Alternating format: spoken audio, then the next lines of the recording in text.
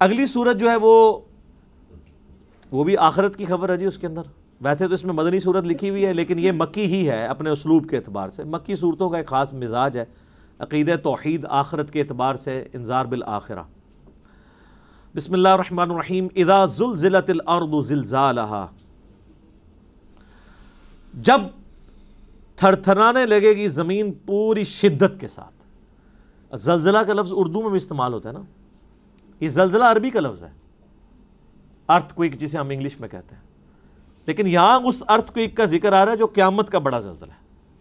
ان زلزلۃ الساعۃ شیء عظیم, جو سورہ حج میں آیا کہ قیامت کا زلزلہ بڑی چیز ہے. جب تھر تھرانے لگے گی زمین پوری شدت کے ساتھ. وَأَخْرَجَتِ الْأَرْضُ أَثْقَالَهَا, اور زمین اپنا بوجھ بار پھینک دے گی. یعنی زمین میں جتنے لوگ مردے دفن ہیں, جانور ہیں, چرند پرند, سب کے سب باہر پھینک دیے جائیں گے. وَقَالَ الْإِنسَانُ مَا لَهَا, اور انسان حیران ہو کر کہے گا یہ کیا ہو گیا. یعنی جن لوگوں کو امید ہی نہیں تھی کہ یار آخرت میں جواب دہی ہونی ہے, اس کے تو طوطے اڑیں گے. ایون جن کو امید بھی تھی ان کے لیے بھی پریشانی والا معاملہ بن جائے گا اگر انہوں نے زندگی اللہ اور اس کے محبوب صلی اللہ علیہ وآلہ وسلم کی اطاعت میں نہیں گزاری. یومئذ تحدث اخبارہا, اس روز زمین اپنی ساری خبریں دے دے گی.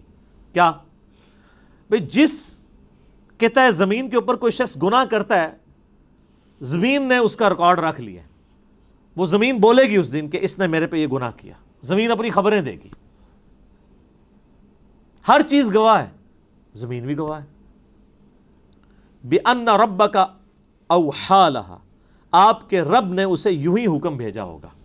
یعنی اللہ اس کو زبان دے دے گا, جو سورہ حمیم سجدہ میں آتا ہے کہ انسان کی کھالیں, جسم کے اعضاء بھی اس کے خلاف گواہی دیں گے. تو انسان پھر کہے گا کہ تم لوگ میرے خلاف گواہی دے رہے ہو, تمہیں کس نے زبان دی؟ تو پھر یہ ساری چیزیں کہیں گی کہ ہمیں اس نے زبان دی جس نے ہر ایک چیز کو زبان دی ہوئی ہے.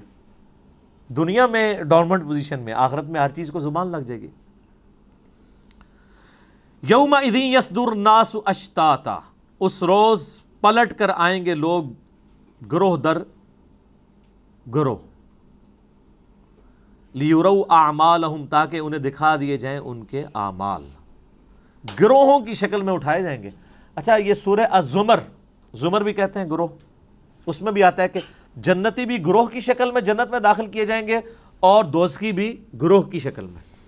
اس کے پیچھے حکمت کیا ہے؟ دنیا میں جو کہیں بھی لگا ہوا ہے نا, کوئی نہ کوئی اس نے اپنا لیڈر بنایا ہوا ہے. قادیانی جب دوزخ میں پھینکے جا رہے ہوں گے تو Ghulam Ahmad Qadiani is a leader پورے گروہ کو لیڈ کر کے لے کے جا رہا ہوگا. اور آپ کے بھی جو بزرگ جہاں جہاں جا رہے ہوں گے, جس نے گمراہ کیا ہوا وہ ساتھ لے کے جائے گا. حتیٰ کہ سورۃ الاعراف میں آتا ہے کہ لوگ کہیں گے یا اللہ ہمارے بزرگوں کو دگنا عذاب دے, انہوں نے ہمیں گمراہ کیا. اللہ فرمائے گا سب کے لیے دگنا ہے, کیونکہ تم نے بھی تو آنے والوں کو کیا تھا.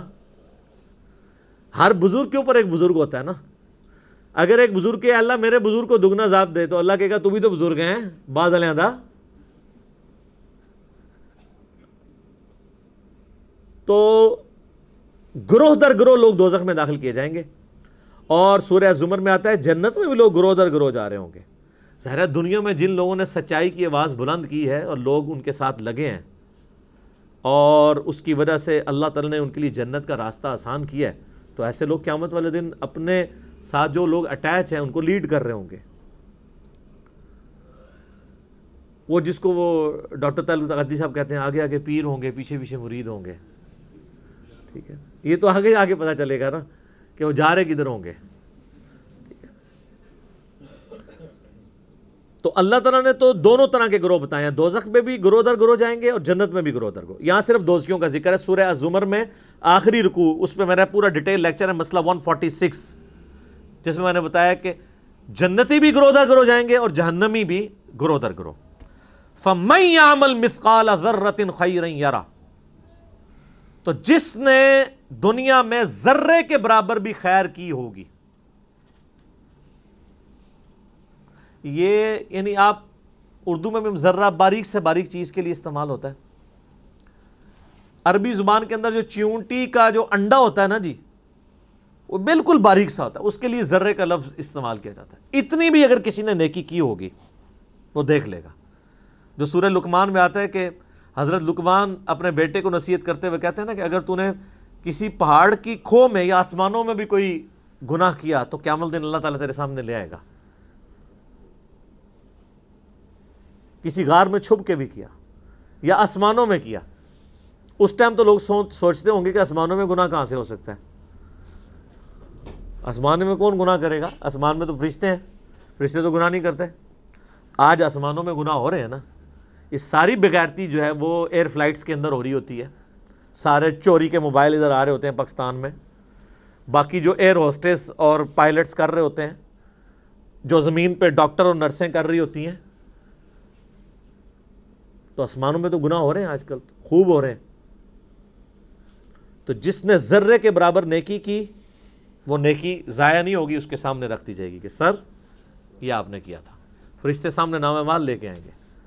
لیکن دوسرا پہلو بھی ہے بڑا خطرناک، وَمَن يَعْمَلْ مِثْقَالَ ذَرَّةٍ شَرًّا يَرَهُ، جس نے ذرے کے برابر بھی شر کیا ہوا وہ بھی دیکھ لے گا. یہاں لوگ کہتے ہیں وہ جناب وہ ایویں سرسری حساب کتاب ہونا ہے. اللہ تعالیٰ ساڑی نیکیاں چاہیے نے کوئی تو اور کیا چاہیے ہے؟ تھوڑی بدماشیاں چاہیے نے. اللہ کو نہیں چاہیے، آپ کو چاہیے اپنے لیے. اور ظاہر ہے وہ اللہ کو بھی چاہیے، کیونکہ اللہ تو چاہتا ہے کہ میرے بندے جنت میں جائیں. اللہ تو نہیں چاہتا میرے بندے دوزخ میں جائیں. اسی لیے تو اس نے انبیاء کو بھیجا، کتابوں کو بھیجا تاکہ لوگ بچ جائیں.